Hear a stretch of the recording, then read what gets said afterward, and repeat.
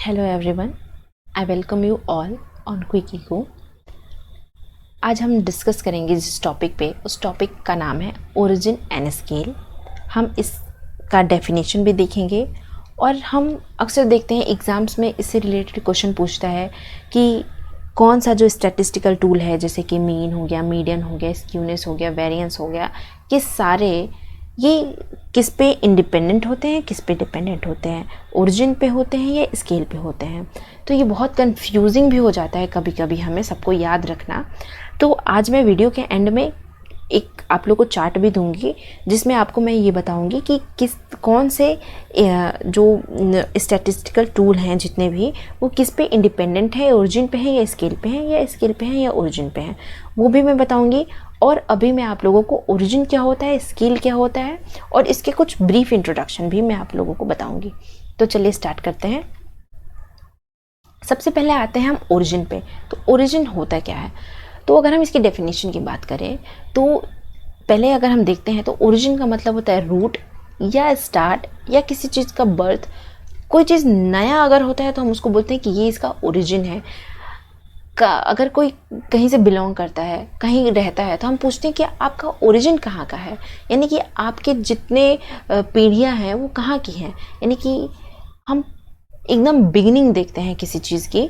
तो ओरिजिन जो है वर्ड, ये लैटिन वर्ड के ओरिगिनेम से आया है, जिसका मतलब होता है राइज, बिगिनिंग या सोर्सेज। जो पहला या जो बिगिनिंग होता है किसी चीज़ की, उसी को हम ओरिजिन कहते हैं। तो यानी कि it means the place where something begins, where it spring into begin.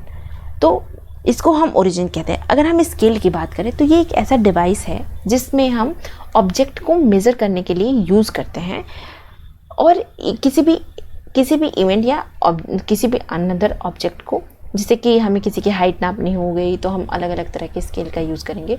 तो हम ओरिजिन तो हम समझ लिए, लेकिन स्केल भी कई तरीके के होते हैं। उसको मैं एक ब्रीफली आपको बता देती हूँ, उसके बाद मैं आपको बताऊँगी कि इंडिपेंडेंट डिपेंडेंट वाला क्या सीन है। तो अब देखिए टाइप ऑफ स्केल क्या होता है। तो 4 तरह के होते हैं। एक तो नॉमिनल, ऑर्डिनल, इंटरवल और रेशियो। अगर आप इसको कहीं और पढ़ने जाएंगे तो आपको इतना लंबा पढ़ा दिया जाएगा। मैंने कोशिश की है आप लोगों को टू द पॉइंट पढ़ाने की।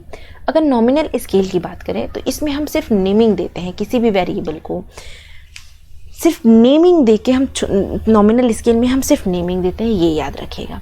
ऑर्डिनल स्केल में हम नेम के साथ साथ उनको एक ऑर्डर में भी बिठाते हैं। जैसे कि मान लीजिए क्लास में हम कई बच्चों की नेमिंग कर दी, अब उनको ऑर्डर में हमने बैठा दिया कि इस नाम का बच्चा इस ऑर्डर में आएगा, यहाँ आएगा, यहाँ आएगा, यानी कि हाइट वाइज हमने ऑर्डर में लगा दिया उनको। तो ऑर्डिनल स्केल का यूज़ होता है वहाँ पे, जिसमें ये नॉमिनल तो आता ही है, इसके साथ साथ ऑर्डिनल के ये भी वेरिएबल आ जाते हैं, ऑर्डिनल वेरिएबल। उसके बाद तीसरा स्केल है इंटरवल स्केल, जिसमें हम नेम और ऑर्डर, इसके साथ साथ हम प्रोपोर्शनेट इंटरवल बिटवीन वेरिएबल्स भी देखते हैं। और चौथा स्केल है रेशियो स्केल, जिसमें हम सब तो देखते हैं और इसमें हम एब्सोल्यूट ज़ीरो भी देखते हैं। यानी कि हम इसमें मैथमेटिकल के सारे टूल्स अप्लाई कर सकते हैं। और रेशियो स्केल में अगर हम इसको एक डायग्राम से बना के देखें, वेन डायग्राम से, तो ये नॉमिनल स्केल है, ये इंडिविजुअल है। इसको कंटेन करने के बाद अपना एक अलग फीचर जो ऑर्डर को कंटेन करता है, ऑर्डर वेरिएबल को, ये हमारा ऑर्डिनल स्केल आ गया। जो इन दोनों को कंटेन करने के साथ साथ अगर जो प्रोपोर्शनल इंटरवल भी देखता है, प्रोपोर्शनेट इंटरवल, इसको इंटरवल वेरिएबल्स भी कहते हैं और इंटरवल स्केल भी कहते हैं। और जो इन सबको देखने के साथ साथ एब्सोल्यूट जीरो की भी प्रॉपर्टी को रखता है, उसको हम बोलते हैं रेशियो स्केल। यानी कि अगर इसको हम देख लें डायग्राम को, ये पहला हमारा है नॉमिनल, जिसमें सिर्फ नेमिंग होती है, दूसरा ऑर्डिनल, तीसरा इंटरवल और चौथा रेशियो। तो चौथे में सब कुछ समाहित है, तीसरे में पहला दूसरा समाहित है, दूसरे में पहला समाहित है, और जबकि पहला इंडिविजुअल ही है। तो ये टाइप ऑफ स्केल है। अगर आप इतना समझ गए तो आपको फिर समझने की ज़रूरत नहीं पड़ेगी। अब हम देखते हैं कि चेंज इन ओरिजिन और स्केल क्या होता है।